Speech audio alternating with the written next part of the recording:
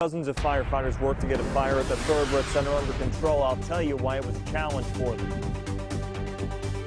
Temperatures in the 50s this afternoon, but I've got snow that is on the way as we go into late this evening into the overnight. We'll talk about totals when I come back in a bit.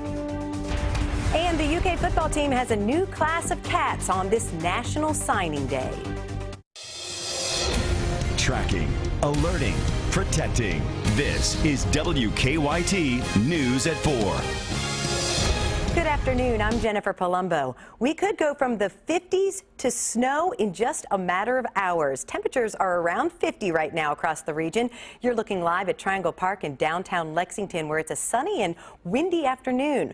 Chief Meteorologist Chris Bailey is tracking big changes. And Chris, this warmer air won't last long, will it? No, it's numbered in just a couple more hours, to be honest with you. We're going to be dealing with the potential for some snow that is coming in from the northwest. What we are seeing as of now on your current temperature map, hello, by the way, 51 degrees in Lexington, yet you get to Covington down to 46. Look at Indy, 34, Chicago, 18 degrees. That is the air that is diving quickly toward the southeast, so it's going to be a very quick change. Winter weather advisory has been issued tonight for several counties into parts of central and especially southeastern Kentucky. All the counties that are shaded in the blue have that winter weather advisory for the potential for anywhere from a coating to as much as 1 inch of snow. The snow is not a big deal. And to be honest with you, anyone across the entire region could get the same exact totals of snow, which is not a whole lot. So we're kind of picking and choosing with those counties included in that weather advisory. Live First Alert Defender, nothing that is going on now. Clouds, though, you're noticing those that are coming on in from northwest to southeast. Yet we get to the Indy area, Fort Wayne, Indiana, toward Columbus and back to St. Louis. That's our band of some snow that is surging toward the south and southeast. That will arrive as we go deeper into the evening and certainly overnight. So when I come back in a bit, Jennifer, all eyes are on our quick blast of wintertime that blows in later this evening. Thanks, Chris. It took dozens of firefighters nearly 4 hours to battle an intense fire at a well-known Lexington tourist attraction. The fire started just before 8:30 this morning at the Thoroughbred Center on Paris Pike, and it heavily damaged part of the Thoroughbred Training Center. WKYT's Sean Moody has the latest from the scene. It's our top story at 4. Workers here said they think the fire started here in the back of the building near an apartment. Now they're trying to figure out what's next. The fire started sometime around 8 o'clock this morning, and it moved fast. The building houses a tack shop, a leather shop, a 2-bedroom apartment, and storage space.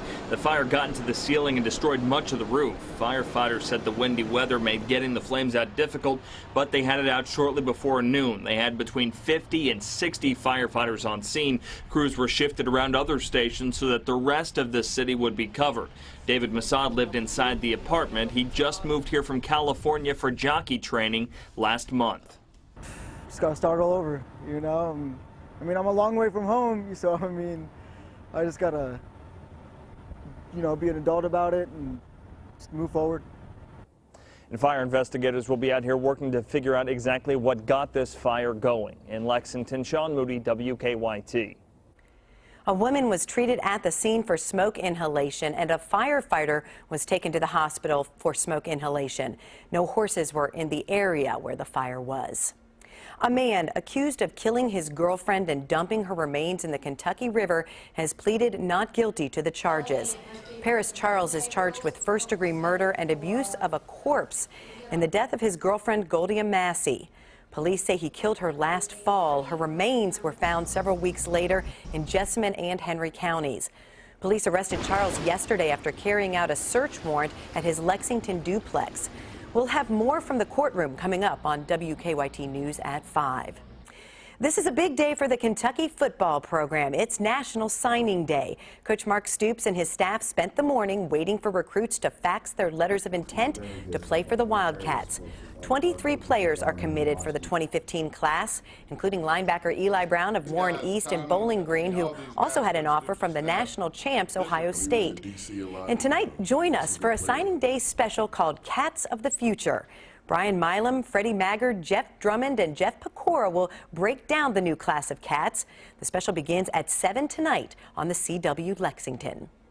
Our reporters are working on a number of other stories for WKYT News starting at 4:30. Amber Philpott joins us from the newsroom with a look at some of the news in progress. Good afternoon, Amber. Good afternoon to you, Jennifer. A former caregiver appeared in court today accused of sexually abusing intellectually disabled adults. 23-year-old Damon Heath is charged with sexual abuse, sodomy, and knowingly abusing a vulnerable adult. Police say he used to work Community Choices Unlimited, which manages some facilities in Frankfurt. The Attorney General's office says Heath had sexual contact with 2 victims multiple times. We'll have what's next in this case coming up on WKYT News at 4:30. Today we are learning more about a story we first told you about last night at 11. Police arrested a Rowan County couple accused of putting their infant in danger. State police charge Carlin Engelbrecht and Jesse Stacy with wanton endangerment. Police say someone noticed their infant was alone yesterday in a driveway on Freestone Road. When police couldn't find the parents, they took the child to the hospital where the couple later showed up. It's because of the injuries that could happen to the child, because you're talking, had the neighbors not been there, child could have been exposed longer and possibly died from this. That child is now with social services. We'll have the very latest in this case coming up on WKYT News at 5 and 6. That is a look at just some of the news in progress. Jennifer, back to you. Thanks, Amber. Now to stories making headlines around the world at 4. A plane crashed in Taiwan this morning, hitting a taxi and a bridge before plummeting into a river, killing at least 26 people. Tina Kraus has the latest. Dramatic dashcam video caught the moment of the deadly crash. The TransAsia Airways plane clipped a taxi and smashed into a highway bridge before plunging into a river below. As the wreckage began to sink, rescue teams rushed to save the 58 people on board, but many were already dead. This firefighter says, "We've saved some babies. We're taking them from the water in boats." Crews rescued at least 15 injured passengers, but many are still missing. Authorities say most of the people in the front of the plane were killed.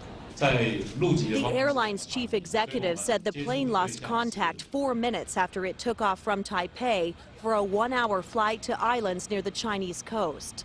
Investigators say the pilot called out Mayday 3 times, but offered no clues as to why the flight was in trouble.